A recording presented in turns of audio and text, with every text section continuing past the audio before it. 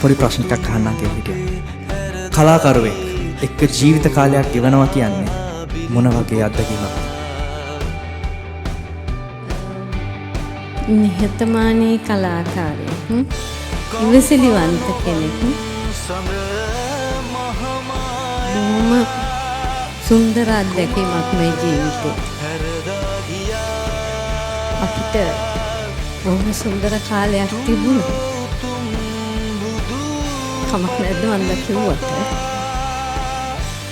අවුරුදු 10ක ඉඳන් මේ සුන්දර කාලේ අපිට නැති වෙලා ගියා.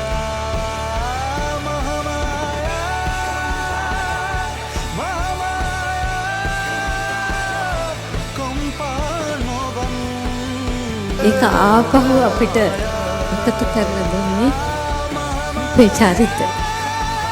චරිතත් මේ හැමතැනම ඉන්න